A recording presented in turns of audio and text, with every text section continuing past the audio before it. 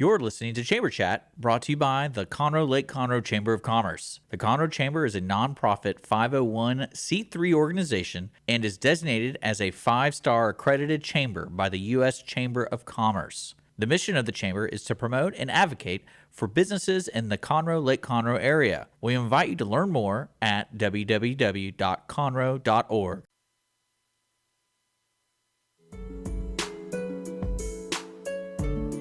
Hello and welcome to Chamber Chat. I'm your host, Shawna Harris, the Director of Marketing and Communications for the Conroe Lake Conroe Chamber of Commerce.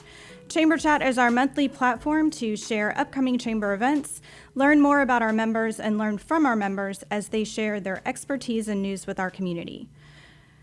Get ready for today's show. We have some great guests coming on. Thank you for joining us on Chamber Chat. I'd like to welcome our guests today, Elaine Roberts and Lisa Fenley. If you would like to introduce yourself. Yes, thank you, Shawna, and thank you, Scott, for having us here today. I'm Elaine Roberts. I'm the Executive Director of the Dispute Resolution Center of Montgomery County. I'm also a proud 2016 graduate of the LMC class. Nice. And my name is Lisa Fenley. I am the Communications Director for the Woodlands Methodist Church, but for the leadership Montgomery County, I'm our Project Communications Coordinator. Okay.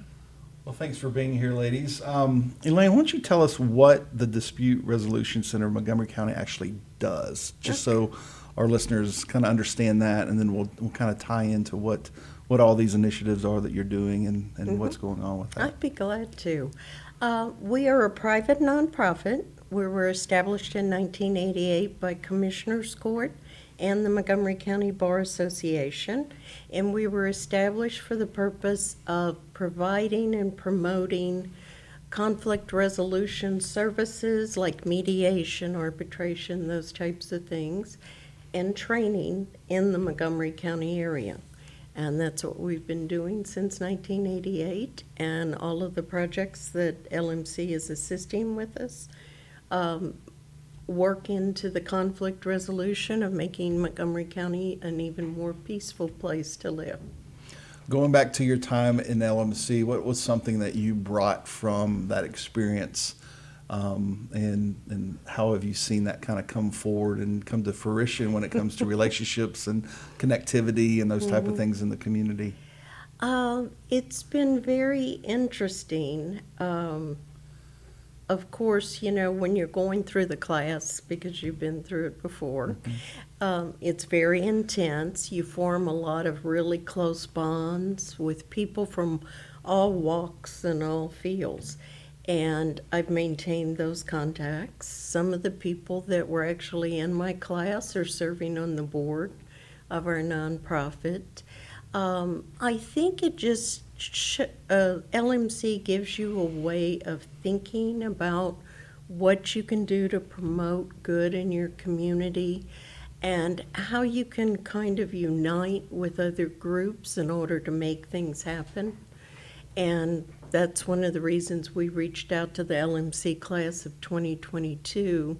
With the pandemic, we caused a lot of problems for nonprofits. We're traditionally smaller, we have smaller budgets.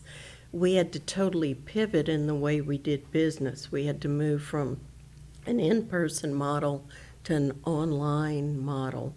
And because of that, we had to delay some of our non-conflict resolution programs, our education programs, and Leadership Montgomery County has stepped forward and assisted us with being able to get back on track with things like the Bookmark art contest that we do.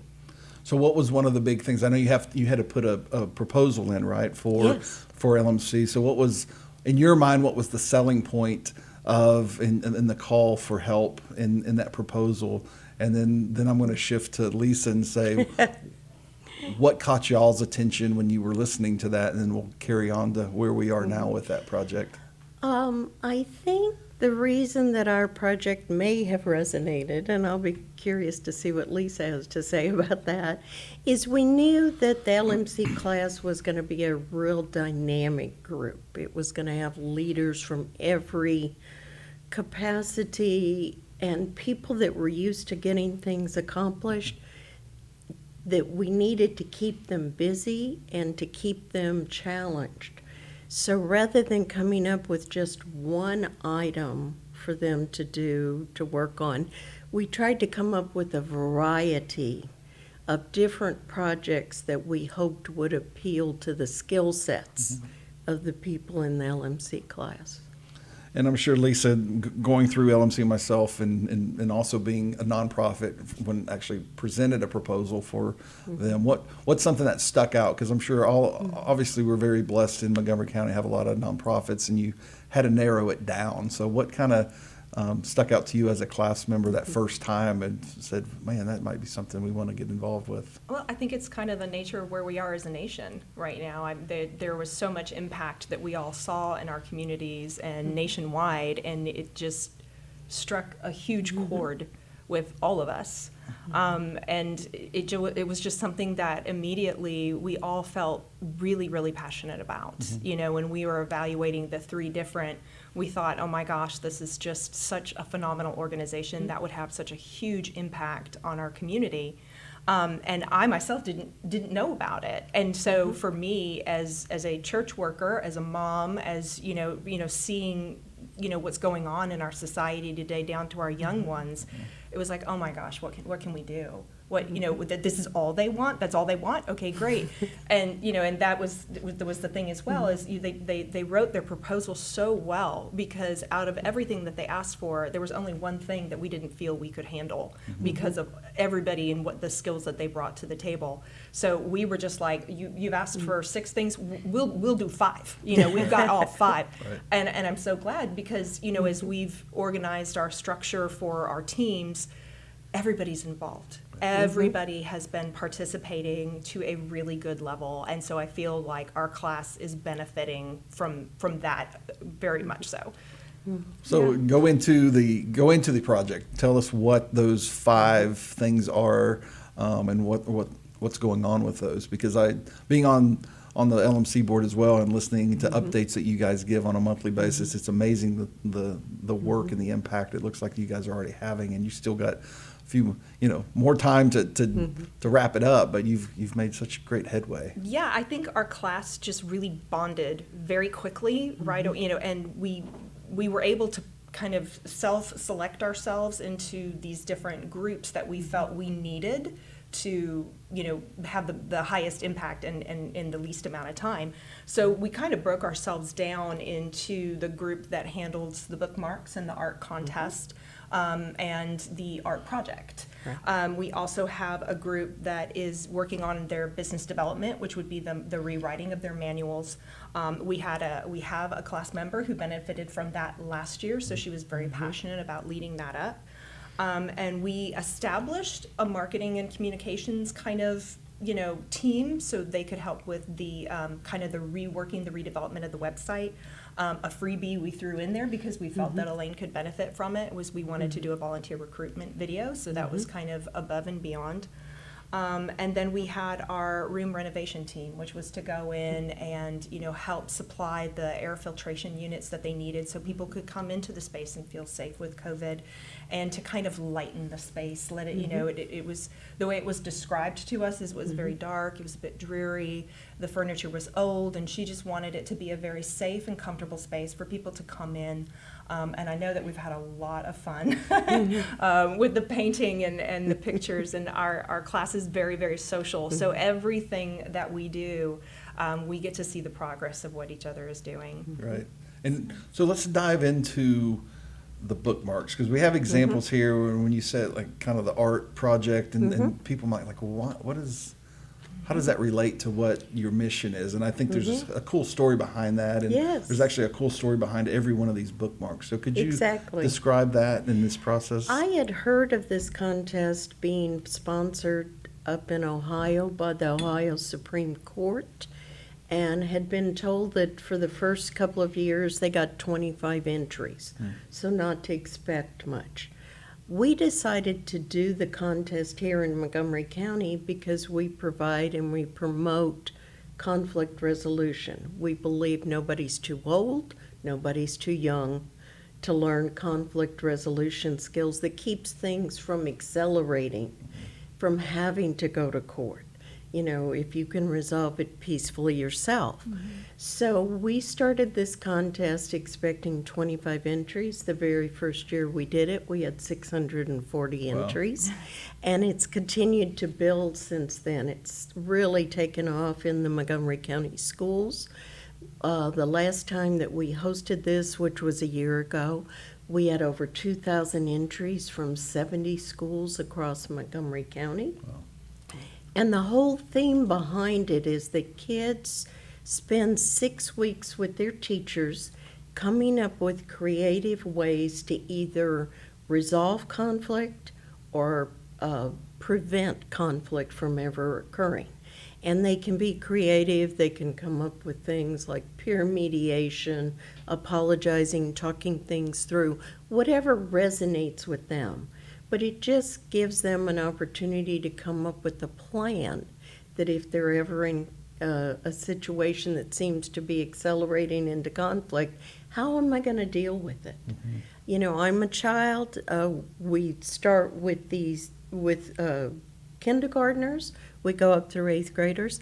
As a child, you know, you don't have a lot of control, but if you learn these skills, these communication skills, and you can start to apply them, it's so powerful. It really is powerful. And we're finding that the youth of Montgomery County are really thirsting for this. Our peer mediation programs are just really taking off in the schools, as well as the Bookmark art contest. But the contest, once the winners are selected, we actually put them on display at the Montgomery County Library System at the main library.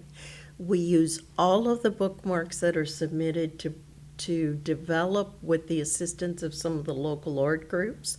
This year, with the assistance of LMC 2022, we develop a public art project utilizing those bookmarks that are submitted so that the kids can come to see it, and so that their message of peace can be spread throughout the community.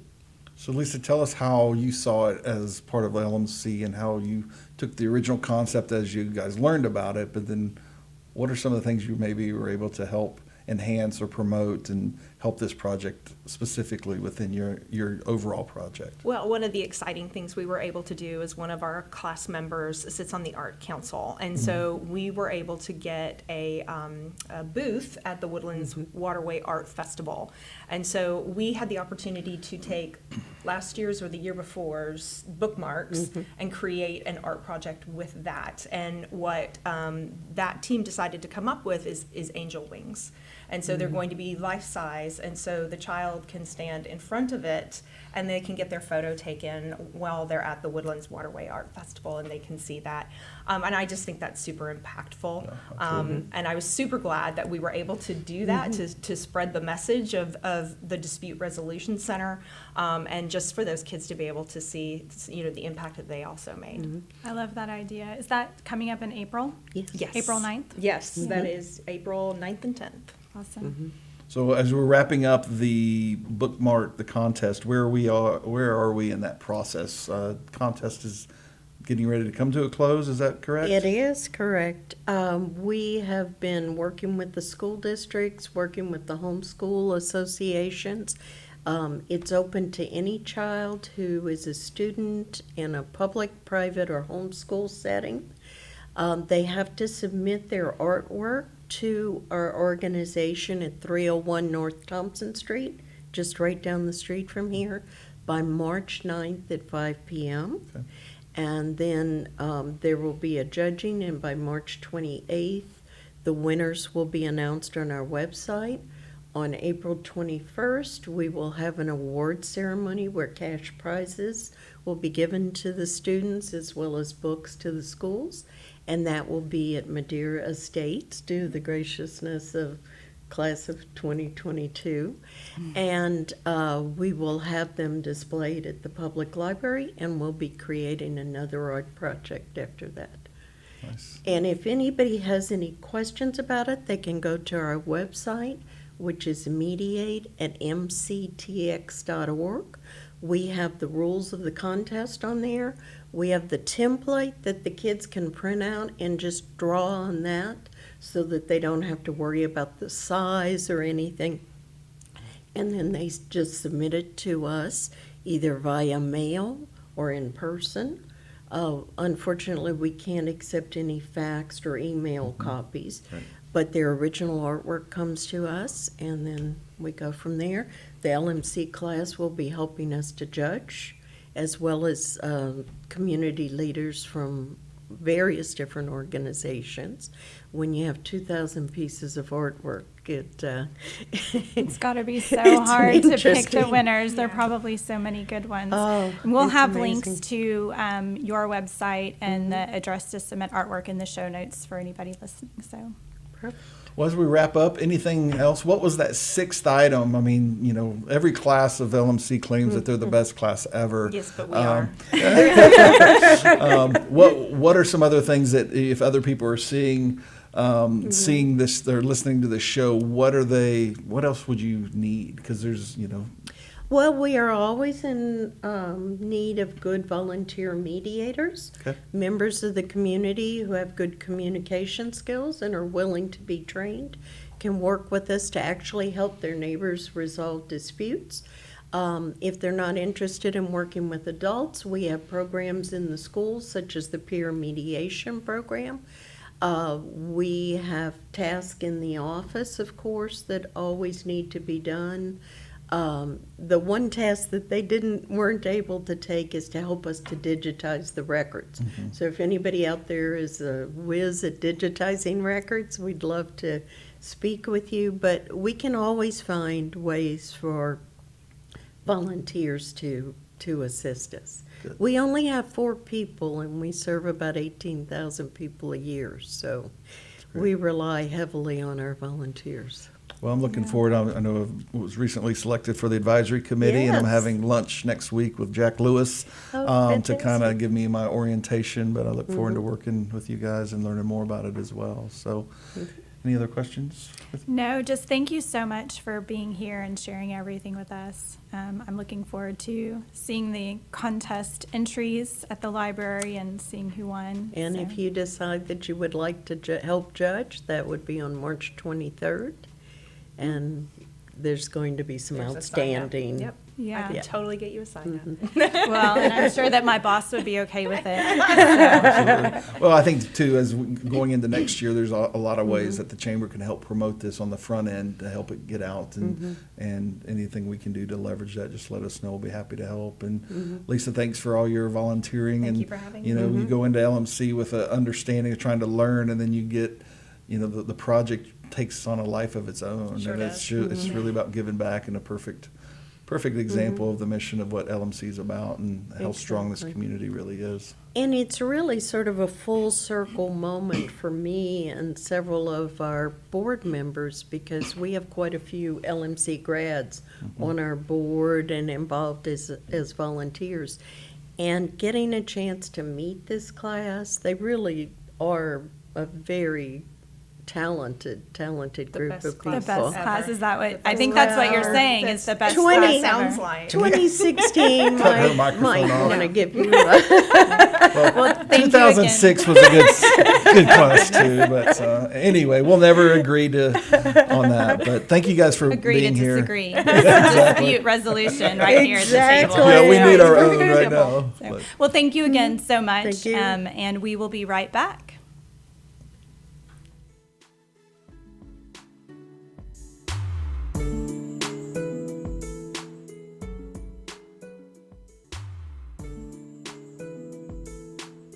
Welcome back to Chamber Chat. I am Shawna Harris, the Director of Marketing for the Conroe Lake Conroe Chamber of Commerce. I'm here with my co-host, Mr. Scott Harper, the President of the Chamber, and we are welcoming another guest, Miss Ashleigh McHenry. Would you like to introduce yourself? Absolutely. Thank you guys for having me so much. I appreciate it.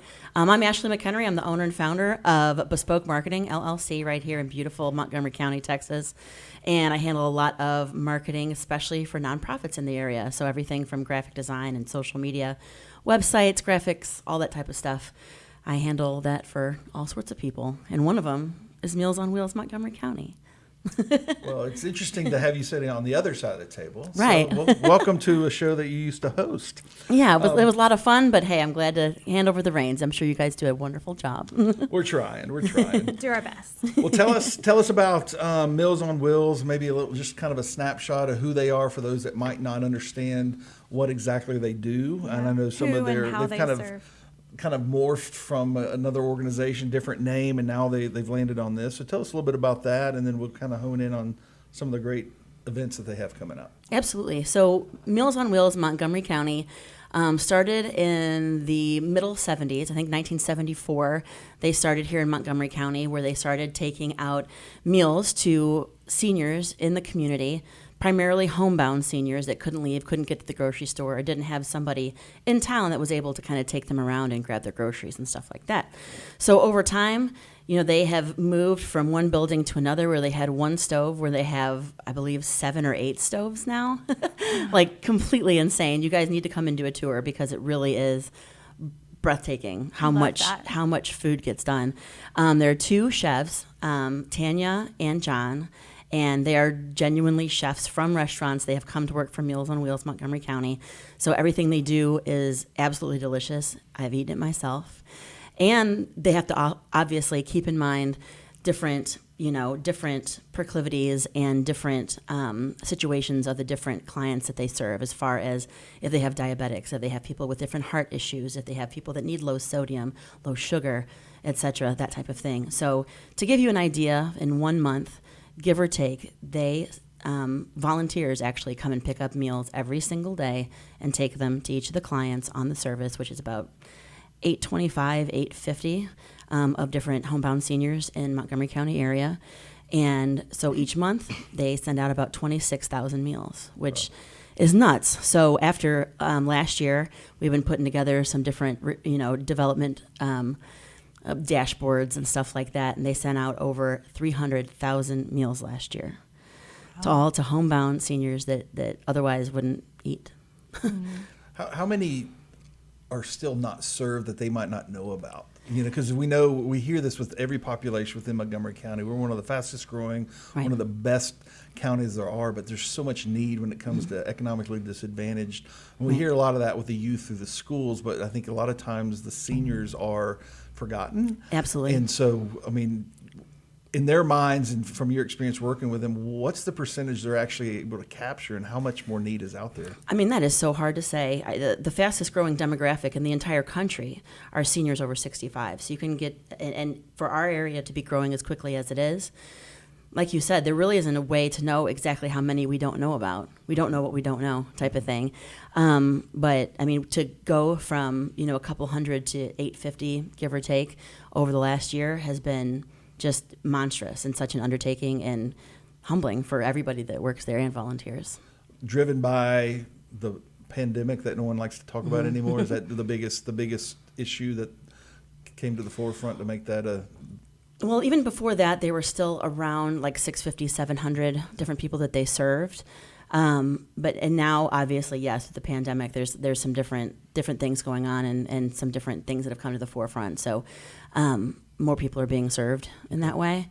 But even in last February, they already had the pandemic. It was already crazy. People are, deciding where they're going to donate, what they're going to do, all that type of stuff. And last February with the freeze, they had their whole freezer completely, it died.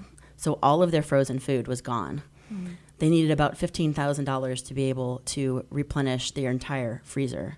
The freezer came back on, but none of the food was salvageable. Take the food outside. Exactly. Yeah. Just chuck it in the snowbank, right? Yeah. But yeah, so there was, they've had lots of different, smaller setbacks, but even that next day, an anonymous donor came in. They're like, this might be $15,000 for us to have to refill this freezer. Anonymous donor came in that next day with a check for $15,000. Awesome. It's just random universe stuff, you know? And when you're doing good stuff for the people that have given so much to our community and built Conroe and the Woodlands and Montgomery to what it has been now, to give back to them in this way is awesome. Yeah. A lot of times it's the forgotten group, and from the best generation to forgotten, and it's just it's going to be an ongoing problem. But tell us more about what's the biggest need of Meals on Wheels, and then we'll lead into the events, because obviously those events help probably drive some of the For sure. and help that. For sure. I mean, we're all over social media as far as different things that you guys can provide as far as a community. Number one is going to be money. I mean, obviously, funds are going to be number one, just like with the Montgomery County Food Bank, which is an entirely separate organization, though we do partner with them on some things. We can buy things at wholesale a lot easier than you can maybe get at retail. Mm-hmm. So if you want to do a food drive for breakfast bags or something like that, then that's awesome. But at the end of the day, funds are going to go the furthest. We do have breakfast bags, which, if there are certain medications that our seniors have to take in the morning and stuff like that, generally we give them one hot meal a day. But we've also started building out breakfast bags, a whole program in addition to that is, granola, hot cocoa, instant coffee, oatmeal packets, that type of stuff. You can find all of this on mowmc.org as far as what goes into a breakfast bag. But if you have a youth group or a Girl Scout troop or something like that, you can assemble as many as you like, because we will get them out there. But it's all shelf-stable stuff, so then they can have it for the days to come. As far as if they have to take something in the morning, they'll have their oatmeal or something like that to be able to take it with. Beyond that, there's always different things that come around throughout the year. Like around Christmas, we had, I'm forgetting which organization did, but one organization ended up donating something like 400 or 500 like fleece blankets to Meals on Wheels Montgomery County. So as the meals were going out in December, November or December, and it was getting colder, then a nice, soft blanket also went out with it. So there's all sorts of different things. I mean, there's birthday bags where you can do stationery and, just little tchotchkes for your house and stuff like that, like word searches and all sorts of stuff. All of that type of stuff is good. If you can think of somebody, like there's even a book program where people can donate books that they've read or, buy books and bring them in. And if a certain senior requests some books, we kind of have a mobile library that can go out and be like, oh, you like mysteries? Okay, we have a couple of those. We'll bring you some next time, Yeah. So really whatever you can think of is good, but obviously funds are going to be number one. Right. Now, I've heard stories, too, where in the past, some of the meals are being delivered, but then that volunteer that's delivering sees other needs. Right. I mean, there's probably other needs out there above and beyond the food, but Meals on Wheels sticks with that. But do they have any other services that kind of go beyond the food? Absolutely. The main push, especially going into 2022, is more than a meal. There's this concept of kind of a holistic approach to not just bringing food out, but it being a welfare check and making sure that everything is good for them. They're getting to and from the doctor and everything like that. With the volunteers and the buses that Meals on Wheels have, they can take people back and forth to dialysis, can get them down to the medical center if need be, for different doctor's appointments, that type of stuff. So that's really great. Also, there's the entire Animeals program. So Animeals is kind of what it sounds like, animal meals, but Meals on Wheels also collects wet food, dry food for cats, dogs, birds, toys, that type of stuff for kind of those companion animals that most seniors have. Exactly. It's been medically proven in multiple studies that having a pet at home can make you live longer and make you live happier. And so if that's part of more than a meal, then that's part of it. And we've been able to add that to, I want to say last month we did something like 200-ish, 225-ish different pets that we took food to. So food and toys and stuff like that. So well, very I'm cool. Live forever. There you I've got 6 dogs. Is that what my wife's trying to do? Right. Right. Longevity and good life. Exactly. 6 dogs, so Exactly. I really like hearing about the social aspect of it. I'm sure that there are some seniors that they really look forward to that social interaction, especially the homebound. Absolutely. Through COVID, they've had to kind of cut off some of the things that did focus more on the social aspect of things. Like, yes, the welfare checks are still going on, but even before that, and they're trying to kind of reconstitute them now to have congregate dining. So there's different places within the county where seniors can hop on the bus, come on out, and have 20, 30, just so they can hang out, play a little bingo, hang out, whatever, and just have a meal together, And there's always different ideas that are bouncing around inside the organization as far as like how we can do that in a pandemic world. What about drivers? Are you struggling or having trouble getting drivers for the routes or transportation to medical appointments? We always, obviously with any nonprofit organization, volunteers are the absolute backbone of everything, and we're always looking for volunteers. If you can cook, if you can stuff bags, if you can drive, if you can deliver meals, if you can bag up cat food, whatever you can do, we'll find a place for you, type of thing.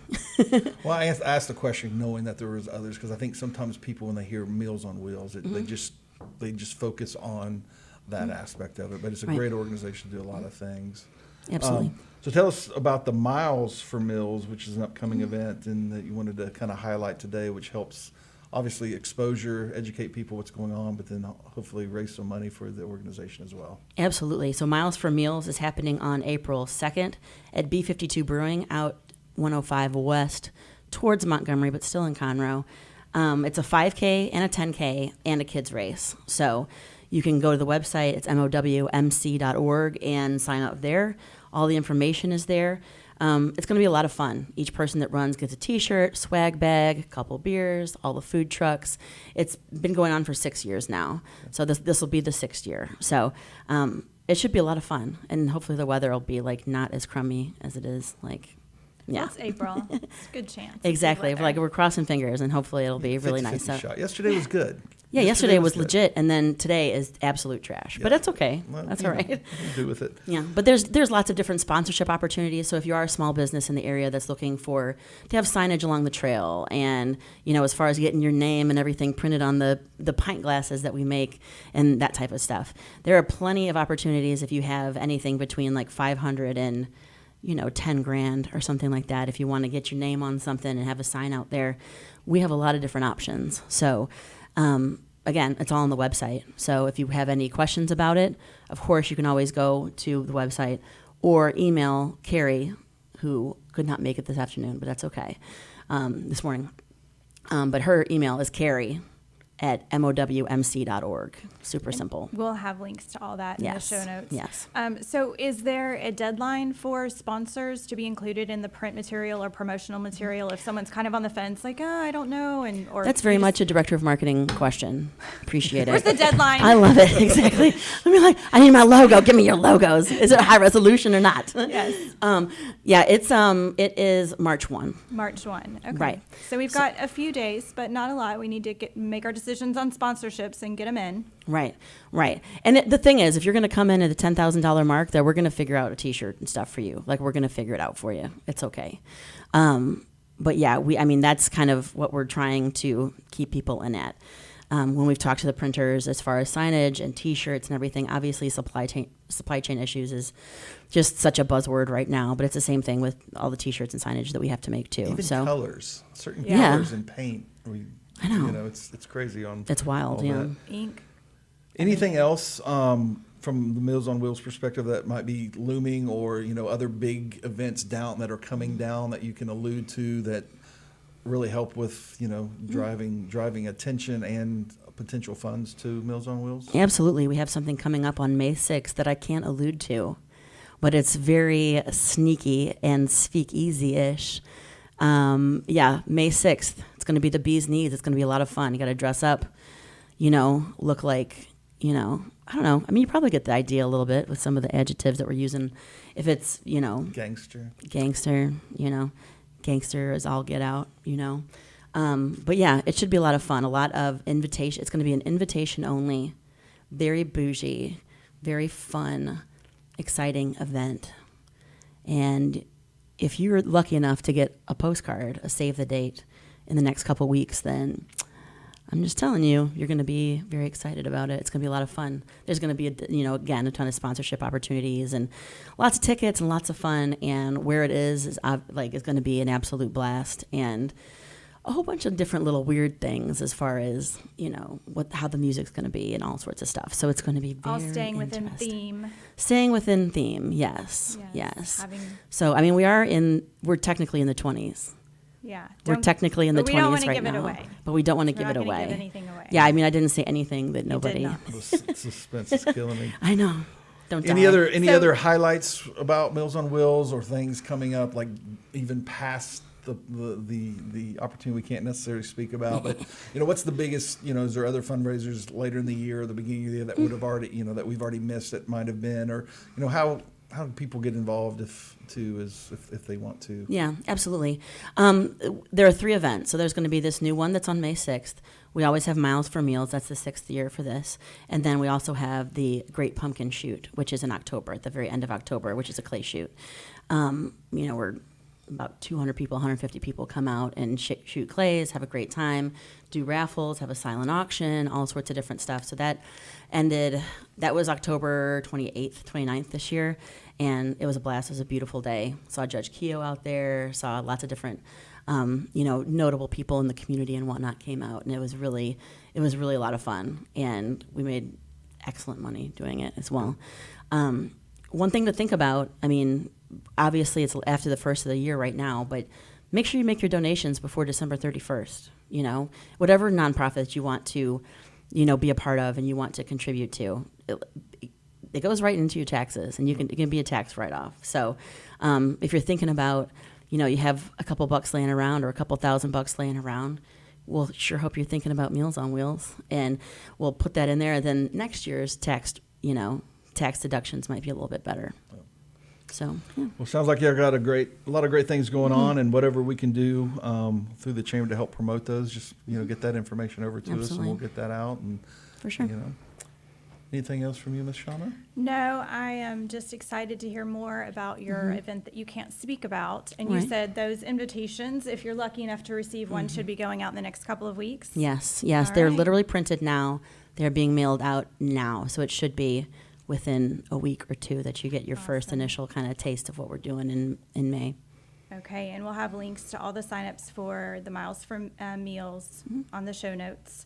And thanks so much for being here. We really appreciate you coming in and speaking on behalf of Meals on Wheels. Yeah, absolutely. It's a pleasure. It's a humbling experience to do work with them. So, and to be able to come in and talk to y'all. So, All right. Well, we're going to take a break and we'll be right back.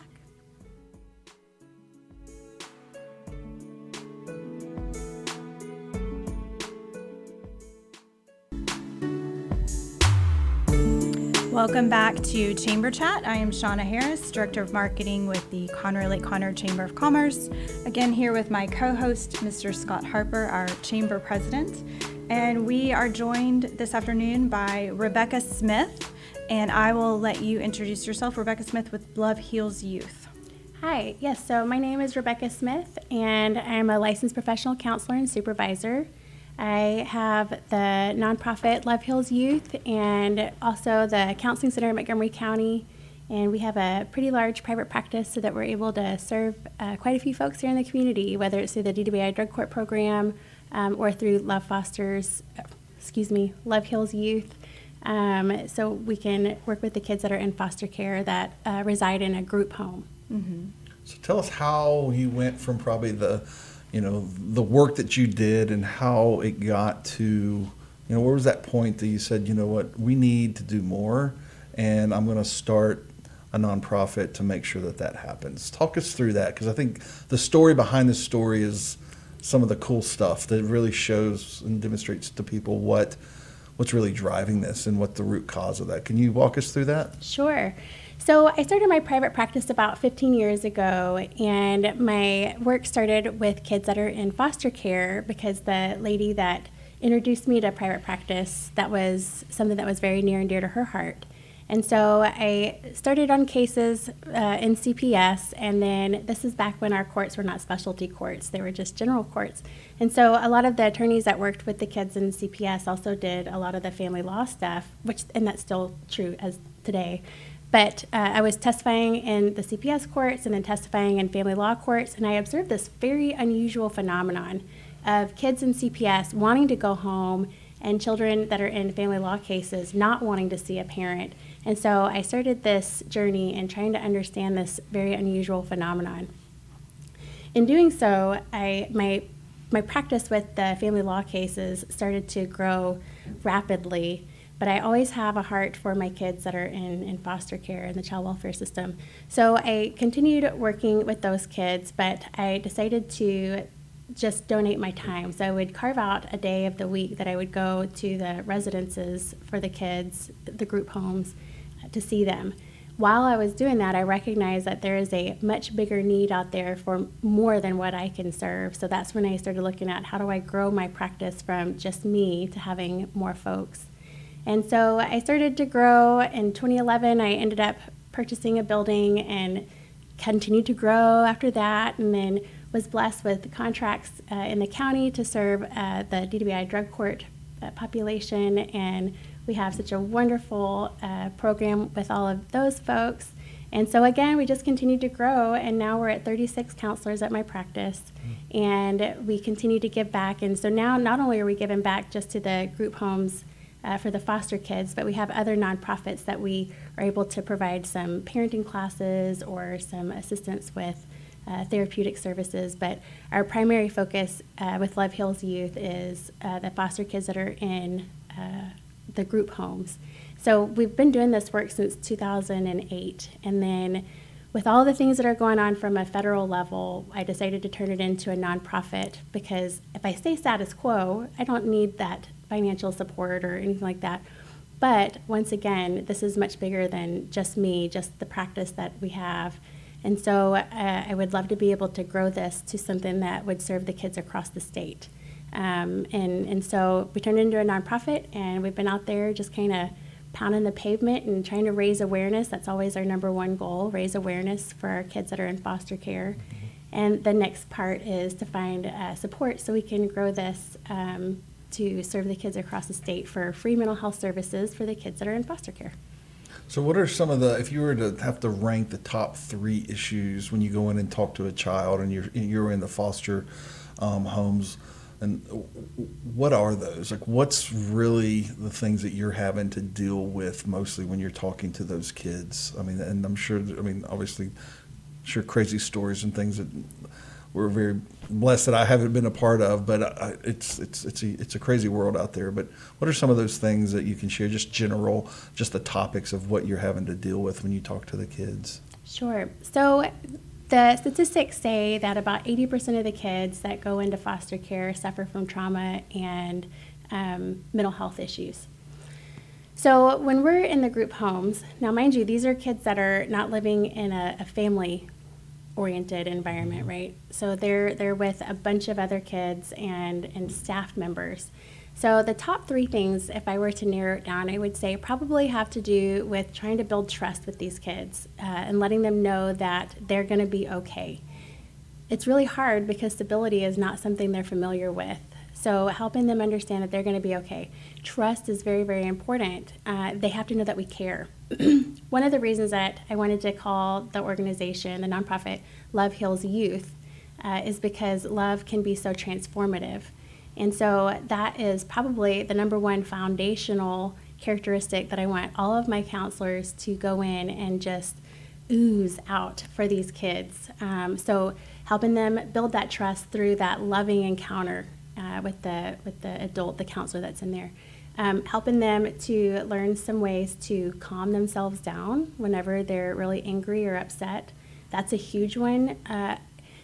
I don't know if y'all have had an opportunity to watch any of the news clippings or anything that's been on some of the news releases lately, but the kids have a tendency to get very angry and violent. And so being able to have something, whether it's a internal dialogue or something that they can do physically to help themselves calm down. But that's another big one, anger management. So trust, anger management, and then I would say another one is self-esteem. Knowing that they are worth every bit and every ounce of love that we can show them. They need a village. They need all the support they can get. And remember that these kids, they live in these group homes, so they get up in the mornings, they go to school, and they return home to a group home with staff they don't return home to mom and dad. They return home to staff. Not that the staff don't love them, but it's just not that same warm, fuzzy environment that you get when you're at home with mom and dad.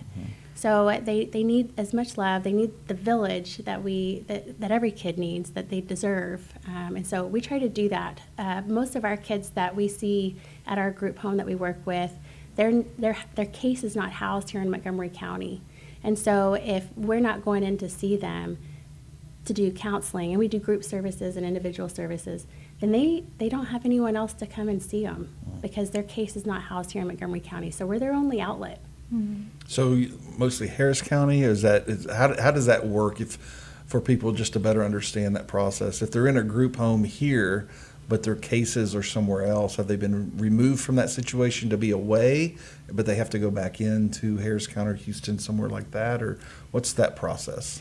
So these are kids that their cases, and some of them their cases are housed here in Montgomery County, but the ones that are not, they could be from the Tyler, Texas area, or Dallas and Fort Worth, or Abilene. They could be from all over the state, and maybe even some out-of-state kids, but they reside here in Montgomery County while that case is open, so they don't have any special advocates, or their CPS caseworker will call in those favors to talk to the CPS caseworkers here to go do a visit.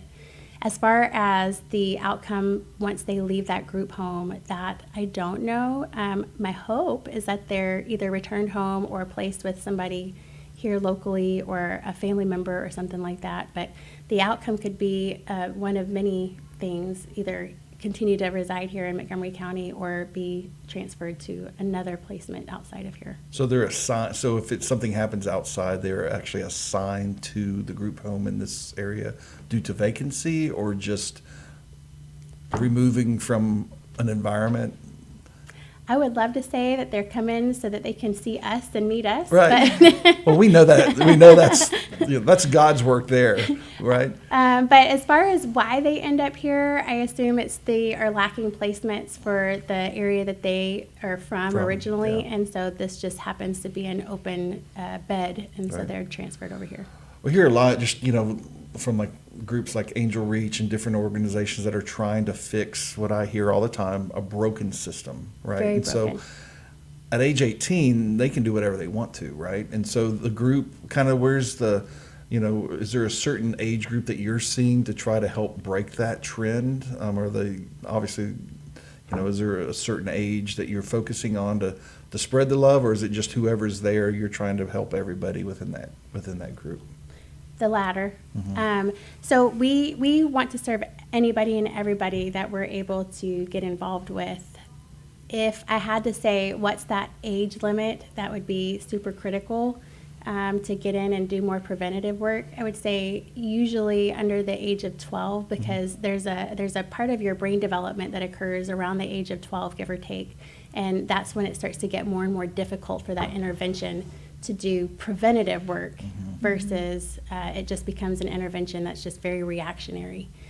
So under 12. But really, I'll never give up hope that it's never too late. It's never too late to wake up and have a different day. Yeah. So I'm sure coming home to a group home instead of a family unit is a different dynamic. What is the average size of group homes? If a kid's coming from school, getting off the bus and going to a group home, is that 6 kids or 26 kids that they're housing with? So my understanding is once they hit 6 kids, that's when it becomes designated as a group home. And so they have a bunch of different rules and regulations per the state that they're supposed to follow. I'm not 100% sure how all of that protocol is played out or outlined per the state guidelines. But once they hit 6 kids, that is my understanding. And it can be anywhere from 6 kids to 25, However 30, many beds right, they however have. many beds they have. And that's one of the hardships for the state of Texas with our 11-year federal lawsuit that we've been going through, the failure to meet the minimum standards of care. So since January of 2020, over 2,200 beds have been removed, and multiple placements have been closed down due to failure to meet minimum standards of care. Then what happens to those kids? Where do they go? That's probably a heartbreaking side of the things when It's a long time to have a lawsuit. That is a very long time to have a lawsuit. And I want to say, in any of the other cases that I am involved with from a forensic standpoint, if we were going on 11 years, I would be very curious to see what the judges would conclude. Right. So it's very unfortunate that it continues to go to this extent from a longevity standpoint. What happens to those kids, they end up going into what's called CWAP, which is Children Without Placement. And so they were living in the offices for CPS for a period of time. Then Governor Abbott passed something that they're not allowed to do that, so they were staying in hotels, and they are still staying in hotels. And we've had a drastic increase in the numbers of children going into CWAP, up to 400 plus, and they're staying for an average of 18 plus nights in CWAP. There was some numbers that went down for those children, but that was not because they were placed in homes. They were placing them out of state and transferring that responsibility. So it's been a very, very tough road, and I don't know if there's any end in sight. And, we say the only way to eat an elephant is to take one bite at a time. And so there is one thing that I know I can do, and that is being involved with these foster kids and being available for the mental health standpoint. And one of the really rough areas would be the group homes. And so if we're able to go into the residence to serve the children for mental health services, help the staff with training, lunch and learns, anything that we can do to assist them. And then also be there just for some relief, because we're in the group homes almost 7 days a week. So if they start to get out of hand, well, they have extra hands available to pull the kids aside and talk them off that cliff. The other part is that we're also there if the kids have a complaint and there is something going on, then we're able to make those reports very quickly. And that's one of the complaints that I've heard from adults that have aged out of the foster care system is there was a lack of extra eyes and ears to keep those kids safe. And another hiccup in the foster care system is that they don't have the platforms that they use for retaining their data, entering their data, apparently don't communicate well. And so there is a hardship in being able to identify where some of the kids are or where the placements are. And so that's one of the struggles that I've had as far as being able to identify more homes to serve and more kids to be with. Yeah. So what do you, you're in kind of the infancy of the nonprofit side of it, right? And you said you're out there hitting the pavement. What are some of the big wins that you've seen and had over the last, few months that you've started this? And then maybe what are some of the biggest roadblocks and barriers that you're kind of coming up against starting off new? Because, the mission is one thing, but sometimes you got to have money to have the mission. You have to have the mission to have the money, and sometimes that doesn't always align. So maybe a little bit with the story of what you're going through and what you're experiencing. Well, so the growth hasn't been exponential, which a part of me is very grateful for that, because my hope and prayer is that the children are not going into the group homes and they're being placed with families. Ultimate goal is for you not to have a nonprofit to do this, because That's there's right. not a problem, right? That's the ultimate goal, right? Well, as a counselor, we're supposed to always work ourselves out of a job. Right. So, early retirement is knocking on my door, I hope. No, I'm just kidding. So the growth hasn't been exponential. The awareness, I think, is where I've made the biggest stride, and people starting to have some curiosities and interests piqued in learning what's going on. And every time that I talk to somebody about the child welfare system, it's just a drop jaw of, I had no idea this was happening in our own backyard. Yeah. And I'm sure it's probably like watching a light bulb go off. Someone's just amazed to hear this information. They are. They're Not in flabbergasted. Montgomery County. I know. It's like people think that we live in a bubble, and we're Yeah. not. We don't. No, we don't. Unfortunately, these hardships do not discriminate, and they are hitting every county and every county very hard. Well, you had a win with the foundation giving you a grant, and then you had a fundraiser. We How did. did those We raised go? a little bit of money at the fundraiser, and this is something that I've always done for my boy's birthday. They are close together. They're 2 years, but 3 weeks apart. So we've always done a joint birthday. And so every year we've always done a fundraiser for, and it's never a ton of money, but it's just a way to give back because my boys don't need anything else, and I want them to learn to give. And so that's what we always do for their birthdays. We have a really fun party, and then everybody that comes brings a donation instead of a gift. And so it raised a little bit, and so that was great. We raised, or we were offered a grant, and so we have that money. And what's really awesome is that every penny that has been donated, 100% of the donations go directly to services for those children. No That's administrative fees. That's awesome. Yeah. That's cool. When you say growth, kind of what does, if you were to have your crystal ball, what does the end of 22 look like for you and your organization? And then as you continue to go out, what do you envision that looking like? Because you took your practice to help leverage this problem, but then now you've got this as a vehicle. How do you see that maturing and evolving over the next few years? I would love to see the group homes here in Montgomery County all having the ability for an outside entity, whether it's Love Hills Youth or what have you, but an outside entity coming in to do the mental health services. And I think that provides a nice checks and balances to be able to kind of see things from a different perspective, because we're not the staff of the group home, we're not staffed by the state. Mm-hmm. We're just the nonprofit folks coming in to make sure everybody has what we can give them, mm-hmm. To meet their needs to the best of our ability. So I would love to see that the group homes here in Montgomery County are going to allow us to come in and help serve not just the kids but them too. My next goal would be to see an affiliate pop up somewhere. So if there's another area, Harris County or somewhere out in Austin or Bexar County or wherever, that somebody else would be interested in growing and having another location. And I would be very ecstatic to hand over all of my information and materials and let them run with it at no cost, of course, because I want to see this. To incubate the idea and let others Yeah. share. And Yes. That's awesome.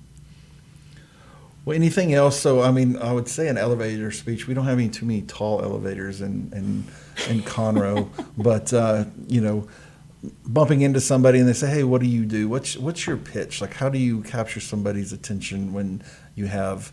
Say, right now we're in the middle of election season. So, say you're running for office for your nonprofit. What's your platform? What's your sales pitch when you bump into somebody at a restaurant and they ask, "Hey, who are you and what do you stand for?" What's your commercial? So my elevator pitch would probably sound something like this. Love Hills Youth is an organization, and we've been doing our work since 2008, but just created the nonprofit back in 2020. We have served over 50 kids and done well over 400 mental health services. If you were to add that up based on what insurance would reimburse, we've saved over $30,000 in taxpayer money.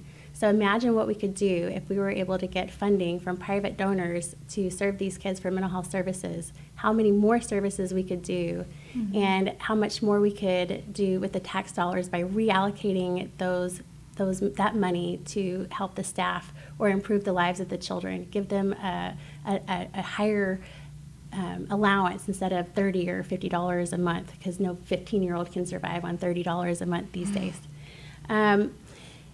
Because mental health is something that is grossly overlooked, and our children in foster care are so underserved, and we only designate approximately 50% of the funds that it takes to raise your average American child. This is something that is so vital to these kids because no one's ever told them they are worth it, or no one's allowed to hurt you. And so to have an entity that has counselors that come in, the warm and fuzzy people, mm-hmm. Make sure that they understand that they are worth it, they are loved, and no one is allowed to hurt them. Those are the words that they can continue to say in their minds over and over and over again to keep themselves safe. The foster kids have a very high suicide rate. There are some statistics that say it's higher than that of veterans. Maybe not the actual completion of, but certainly the attempts to. Within 4 years of aging out of foster care, because we've underinvested in our foster kids, 70% of them are on government assistance. So if we're able to provide these services, maybe just in the services alone, we're saving $30,000+ in tax money. But think about the tax money we could save and reallocate in other areas if we're able to keep these kids off the streets and teach them how to survive without government assistance. And then by the age of 24, 50% of them are lost to an addiction of some sort. So once again, even the DWI drug court program, it's such a great program because there is evidence, studies that have been done to give you evidence that backs a 35% reduction in recidivism just by doing something as intense as the DWI drug court program. So again, if we translate that to the kids, which we're kind of modeling that platform in our therapeutic services for the kids with the groups and the individuals and the family stuff, imagine what we could do if we could serve all of the kids with that intensity from a mental health standpoint. Yeah. That's awesome. Any big things coming up on your calendar, fundraisers or events or the different things that you want to share with us, or are you still in the planning stages and getting all that ready to go? Well, we do have an event coming up, but our favorite little Joe Halidi is coordinating it. But we don't have a solid date yet, Okay. but it's going to be somebody that is very fascinating and interesting, and I believe one of his family members that's going to be coming from another state to do a presentation about kids getting on the straight and narrow and finding a better way. So as soon as I get that information, I'll be sure to blast it out to y'all. Yeah, Yeah. make sure you get it to us, and we'll be happy to help and get that Yeah. out there any way we can. Well, thank you so much for being here, and we will be sure to link your website in the show notes.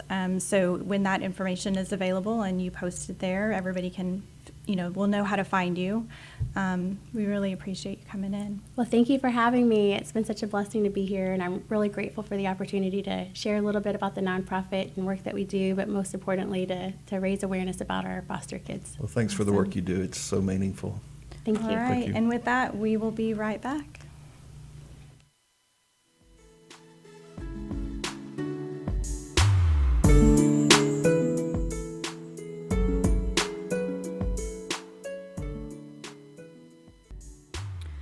All right, thank you for everyone that tuned into the show today. We know your time is valuable and we appreciate you spending it with us. The Chamber has a March morning mingle coming up on March 10th at Mackenzie's Barbecue. You can register for that online. I'd also like to say thank you to everybody who participated in our recent blood drive. According to the Blood Donor Center, we saved 51 lives, and we're going to try to do that quarterly, so stay tuned for more announcements on that. And we invite all Chamber members to come and join us on Chamber Chat. If you are not a member, you can find out more about membership at our website, conroe.org, and we will be back next month.